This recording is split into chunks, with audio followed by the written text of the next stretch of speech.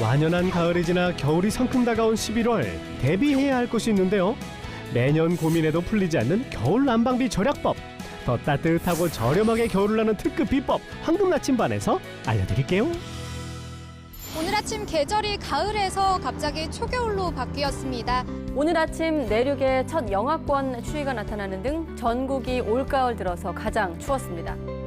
겨울, 이 추위만큼이나 걱정되는 것이 하나 있습니다. 난방비, 가스비 엄청 걱정이 되죠. 추웠을 때가 20만 안쪽이에요. 난방비 겨울철에는 보통 25만 원 나오더라고요. 그게 근데 이번에 이제 더 오른다 그러니 걱정이 태산이에요. 실제 한 조사에 따르면 난방비 요금은 물론 가스비 또한 15% 이상씩 오르고 있는 현실. 때문에 많은 주부들의 고민이 될 수밖에 없는데요. 이 주부 또한 수십 년째 같은 고민을 이어오고 있답니다. 연이 오른 난방비에 일체 보일러를 켜지 않는다는 고민의 주부.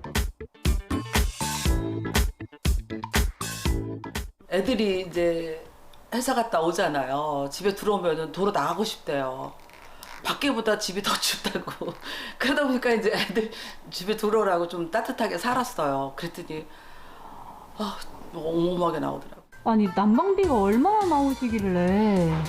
많이 나올 때 5, 60만 원씩 나왔어요. 에? 그렇게나 많이요? 아하, 내역을 보니 정말 사실인 듯합니다. 겨울이면 항상 꽁꽁 싸매기 바쁘다는 그녀를 구할 길이 있을까요? 그때 난방비 절약 꿀팁 저희가 알려드리겠습니다.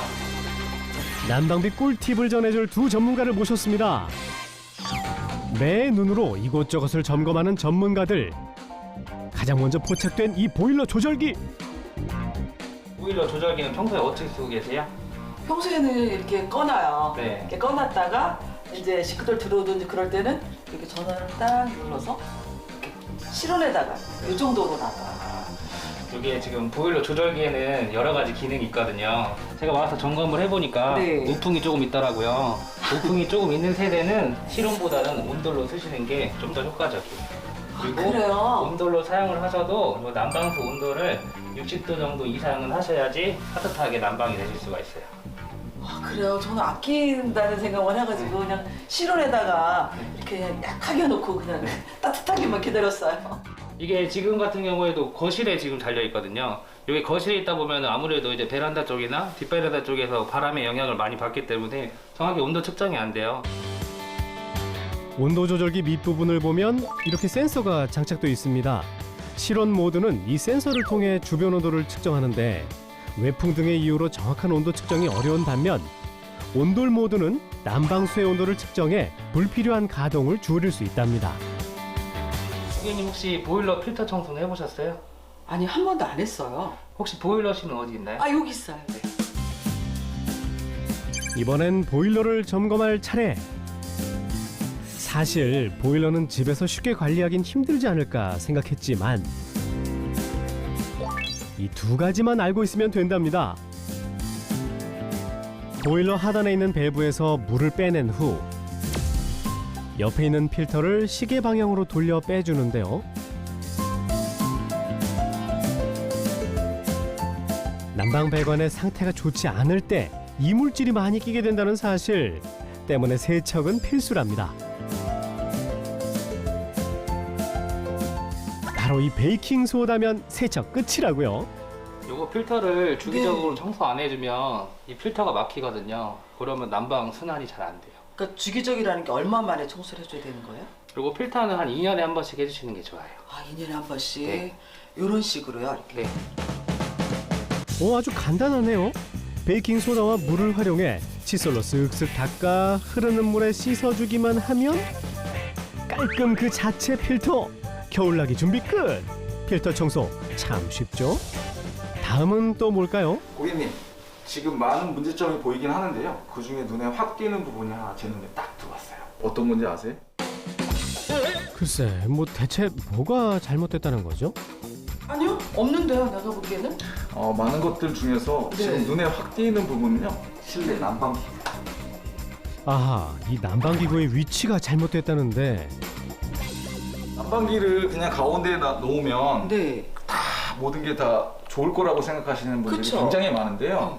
실내 가운데 있는 공기를 대표주는 역할은 있을 수 있지만 모든 집들은 바깥에서 안쪽으로 외풍이라는 게 들어와요. 그 찬바람을 등에 업고 그 바람을 따뜻한 바람으로 전환시켜주는 게 훨씬 더 효과적이에요. 창문으로 새어 들어오는 찬 공기가 데워져 집안 전체의 온기를 채울 수 있기 때문에 난방기구의 위치는 창문 쪽이 더 따뜻함을 유지할 수 있다는 전문가의 의견. 사실일까요? 직접 위치를 달리해 실험해 봤습니다. 와, 정말 1도 이상 차이가 납니다. 제가 집안의 온도를 올릴 수 있는 꿀팁을 알려드릴게요. 그 정체는 바로 분무기. 물을 뿌려주는 게 난방비 절약과 어떤 관련이 있나요?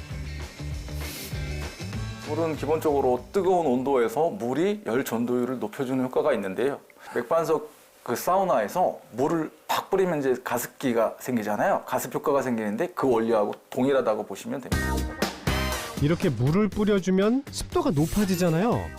실내 습도가 높아지면 공기의 순환이 원활해지고 열이 빠르게 전달되면서 온기를 오랫동안 유지해서 에너지 절감 효과를 볼 수가 있답니다. 외풍 없는 집 없을 텐데요. 막아주는 간단한 팁이 있다고요. 외부로부터 바람을 막아주기 위한 수단, 바로 창문인데요.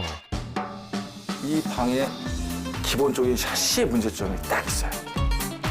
네? 이 창문에 어떤 문제점이 있다는 얘기예요? 샤시가 기본적으로 외풍을 차단해주는 역할을 해요. 네. 차단해주는 역할 중에 모헤어라는 이런 털이 있어요. 뭐예요? 예, 보시면 털이 있죠. 모든 창틀에 구비되어 있다는 이 모헤어. 이 부분이 오래되면 삭아서 이렇게 가루가 떨어지는 거예요. 오랜 시간 방치하게 되면 바람이 새어 들어오는 건 물론 가루가 날리면서 미세먼지를 유발시킬 수 있답니다. 때문에 10년에 한 번씩 교체는 필수랍니다.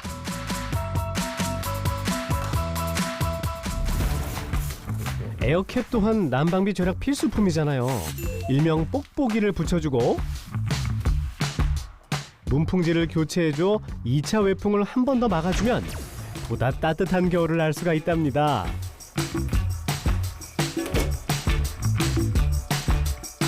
아, 진짜 최고의 방법인데요.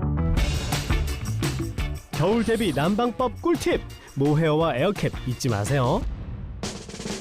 여기서 끝이면 너무 아쉽잖아요. 그래서 준비했습니다. 자, 첫 번째 오해와 진실.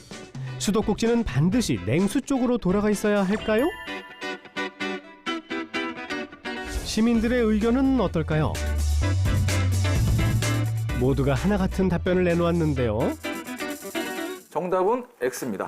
수도꼭지 방향과는 무관하다는 의견. 수도꼭지는 냉수에 놓든 온수에 놓든 외부로 물이 배출되지 않기 때문에 보일러는 작동이 되질 않습니다. 두 번째, 외출 시 자주 하게 되는 고민. 난방을 끄고 나가야 하나, 그대로 두고 나가야 하나? 차라리 끄는 게 절약에 좋다? 이번엔 모두 X를 든 시민들. 정답은 세모입니다. 이유가 뭔가요? 집은 노후된 주택도 있고 신축 주택도 있는데요. 노후된 주택은 단열이나 이런 부분에 있어서 취약점이 있기 때문에 보일러를 끄거나 했을 시에는 온도가 빨리 내려가서요. 추후에 에너지 열을 다시 올리기 위해서는 에너지가 많이 필요하고요. 신축 주택이나 이런 경우에는 단열이 좋기 때문에 보일러의 온도가 천천히 내려가서 보일러를 끄시는 게 더 유리합니다. 오늘 점검 받아보셨는데 어떠셨어요? 너무 좋은 시간이었어요. 정말 저는 아끼기만 하면 되는 줄 알고 막 살았는데 뭐 히터 청소도 해야 되고 뭐 나갈 때 불 켜놓고 나가고 그런 거를 몰랐던 팁을 너무 해주셔가지고 너무너무 감사해요. 수고하셨어요. 오늘 알려드린 팁으로 올겨울도 따뜻하게 보내시고 에너지 절약 많이 하셨으면 좋겠습니다. 아유 고맙습니다. 고맙습니다. 수고하셨어요. 네. 수고하셨어요. 네. 추워지는 날씨에 난방비 걱정이 앞섰다고요? 이젠 걱정 마세요. 오늘 배운 이 꿀팁들로 겨울 대비 난방비 절약 제대로 해보자고요. 지금까지 황금 나침반이었습니다.